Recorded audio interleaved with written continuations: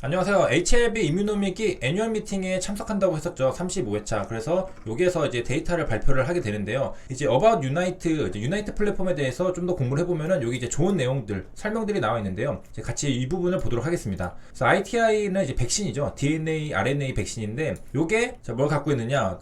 Developer Broad Immune Response. 그러니까 광범위한 면역 반응을 이제 가지고 있는데, 자, 그런 것들이 이제 뭐가 있느냐? Antibody Production. 항체를 생산하는 거, 그 다음에 사이토카인 릴리즈. 사이토카인은 면역세포들끼리 서로 의사소통하는 그런 단백질이죠. 그 다음에 이제 크리티컬 이뮤놀로지컬 메모리, 메모리 기능도 있고, 그래서 이런 것들이 이제 전부 다 포함해가지고 이제 광범위한 면역 반응이라고 하는데, 요거를 이제 가지고 있으면 장점이 뭐느냐? 이제 여러 가지가 있잖아요. 보통은 이제 그 한 가지는 하나만 타겟하는데, 얘는 이제 여러 가지 면역에서 작용을 하는 겁니다. 그게 이제 여기 크로스로드라고 적혀 있죠. 요거를 이제 교차로라고 하는데요. 우리가 이제 교차로, 사거리라고 하는 것, 크로스로드라고 하는 것은 이제 이렇게 생각하면 되겠습니다. 이제 상권이 있잖아요. 우리가 목이 좋다, 장사 잘 된다 라는 자리는 대부분 어떻게 생겼나요? 이렇게 이제 사거리로 되어 있습니다. 그래서 이런 데가 있으면 사람들이 이쪽으로도 오고 저쪽으로도 가고, 여기 와다가 한번 들어가볼까, 한번 들어가볼까 해서 굉장히 목이 좋잖아요. 그래서 여기도 갈 수 있고 저기도 갈 수 있고, 뭐 지하철도 환승 구간이 있는 곳이 좋잖아요.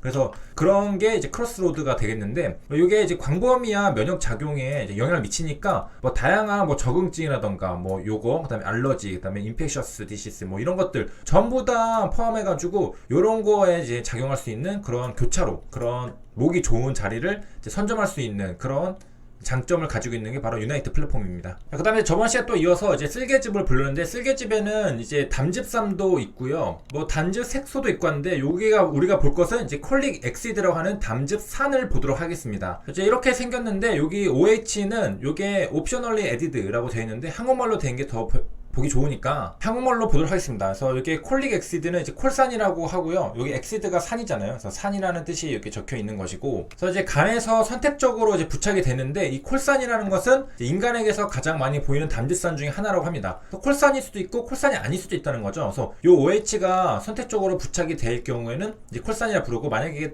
떨어져 있다, 부착이 되지 않다고 하면은 케노디옥시 콜산으로 구분합니다. 케노디옥시 콜산이랑 콜산, 이 두 가지 종류가 있는데요. 이 중에서 콜산이 바로 인간에게서 가장 많이 보이는 담즙산, 담즙에도 담즙산이 있잖아요. 그래서 담즙산 엑시드가 붙어 있는 거고, 담즙의 구성 성분에는 요 이제 담즙산 말고도 다른 것들도 있습니다. 담즙산이랑 담즙이랑 이제 같은 것은 아니고, 그래서 이제 콜산, 이제 담즙산은 이제 콜레스테롤로부터 만들어지죠. 그래서 이제 간에서 만들어지고요. 콜레스테롤로부터 0.2에서 0.6g 정도 생성이 된다고 합니다. 이게 1차 담즙산이고, 2차 담즙산도 있겠죠. 그거는 뭐냐면은 장내 세균에 의해서 1차 담즙산이 2차 담즙산으로 변하게 됩니다. 그래서 여기 올라가 보면 이 OH가 removed라고 적혀 있죠. 박테리아는 세균이라는 건데, 요걸로 인해서 요게 제거가 된다라고 하는 겁니다. 그래서 이제 내려가서 보면요, 요게 이제 콜레스테롤로부터 이제 콜릭 엑시드가 만들어진다고 했잖아요. 요거가 만들어지기도 하고 요게 만들어지기도 합니다. 이 두 가지로 이제 구분을 한다고 했습니다. 여기서 보면은 요 OH 하이드록식이거든요. 요게 빠지냐 붙냐에 따라서 콜산과 케노디옥시 콜산으로 구분이 된다고 하는데, 요게 이제 콜산이고 요게 이제 케노디옥시 콜릭 엑시드입니다. 그래서 요거 보면은, 자세히 보면은 여기 OH가 얘는 붙어 있고 얘는 붙어 있지 않죠. 간에서 선택적으로 얘가 붙어 있는 거, 사람한테는 요게 이제 많이 보이고요. 그래서 이제 콜레스테롤에서 여기로 이렇게 구분이 됐습니다. 그 다음에는 똑같아요. 그 다음에 OH가 빠졌죠. 어디가 빠졌냐? 여기랑 여기를 비교해 보면은 여기 OH가 빠졌습니다. 이 OH는 누가 뺐냐? 이 박테리아가 이 OH를 빼는 겁니다. 그래서 여기도 이제 설명이 있는데, 장내 세균에 의해서 분해가 된다고 했죠. 뭐 콜산은 이제 디옥시콜산, OH가 빠졌기 때문에 디옥시가 붙은 거죠. 얘도 처음에 콜산이랑 디옥시, 케노디옥시콜산 구분할 때 이 디옥시가 붙은 이유는 요게 이제 O가 빠졌기 때문에, 그래서 여기도 이제 마찬가지로 콜산이었지만은 여기서 요게 또 빠졌으니까 디옥시콜산이 되고, 그 다음에 이제 케토 디옥시콜산도 또 리토콜산으로 이렇게 바뀌었네요. 이름이 이제 굉장히 복잡한데 그냥 이렇게 생각하면 됩니다. 요게 붙어 있는 거랑 안 붙어 있는 거 두 종류가 있는데, 그 중에서 이제 공통적으로 다음 단계는 똑같다. OH가 빠진다. 이거는 이제 장내 세균이 빼는 거다. 그 다음에는 재흡수가 돼가지고 여기 보면은 이제 간에서 이제 컨주게이티드 담즙산으로 이제 바뀐다고 합니다. 그래서 여기에 첫 번째 있는 게 1차 담즙산, 여기가 2차 담즙산, 여기가 이제 그 컨주게이티드 담즙산이라고 보시면 되겠습니다. 그 다음에 이제 담즙산 그가 있는 게 요게 이제 쓸개즙인데 담즙이라고 하죠. 담즙은 담즙산염이랑 담즙색소로 이루어져 있는 겁니다. 그래서 이 담즙의 역할 중에 또 하나는 우리가 이제 그 위액은 산성이잖아요. 근데 그게 음식물이랑 같이 이제 십이지장으로 내려올 겁니다. 근데 십이지장이 그럼 염산 그거 이제 산에 영향받지 않을까? 녹지 않을까? 생각할 수 있겠지만은 요게 이제 십이지장에서는 쓸개즙, 담즙도 분비가 됩니다. 요게 바로 이제 위산을 중화시키기 때문에 우리가 이제 위에서 내려온 음식들이 우리 다음 소장을 이제 망가뜨리지 않는 겁니다. 요게 중화시키기 때문에.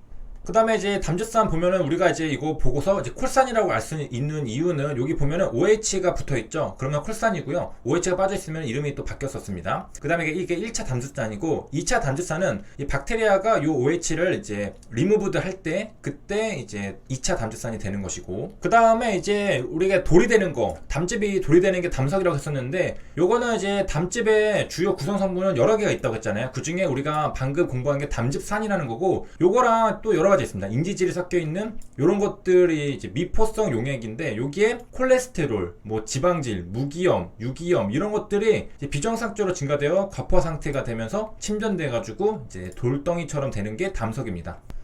그 다음에 이제 우리가 밥을 먹으면은 담즙이 나와서 지방을 이제 소화시키려고 하는 건데, 공복 시에 그럼 담즙은 어디 있을까? 대부분 담낭에 저장되어 있습니다. 이거는 쓸개라고 하고요. 그래서 간에서 이제 그 담즙을 만들어서 쓸개, 담낭에 저장한 다음에 우리가 밥 먹으면은 이제 배출하는 겁니다. 그래서 일반적으로 공복시계에는 25% 정도만이 십이지장으로 배출이 되고, 이제 밥 먹고 나면 더 많이 나오겠죠. 그래서 식사 후에는 이제 세크레틴의 영향으로 이제 담즙 내 수분 및 정해질 분비가 증가하여 담즙량이 증가된다, 막 이렇게 나오는데, 세크레틴이라는 게 뭐냐면은 십이지장 점막에서 혈중으로 분비된 소화관 호르몬입니다. 그러니까 호르몬인데 십이지장 점막에서 분비가 됩니다. 그래가지고 이자액이나 쓸개즙의 분비를 촉진시키는 단백질 호르몬입니다. 이자는 이제 췌장이죠. 여기서도 이제 액이 나오고 쓸개에서도 이제 즙이 나옵니다. 그래서 요것들을 이제 촉진시키는 호르몬이 세크레틴이라는 건데, 이제 밥을 먹으면은 저런 것들이 분비가 돼서 소화를 해야 되잖아요. 그래서 세크레틴이 영향을 미쳐가지고 우리가 담즙량이 증가된다.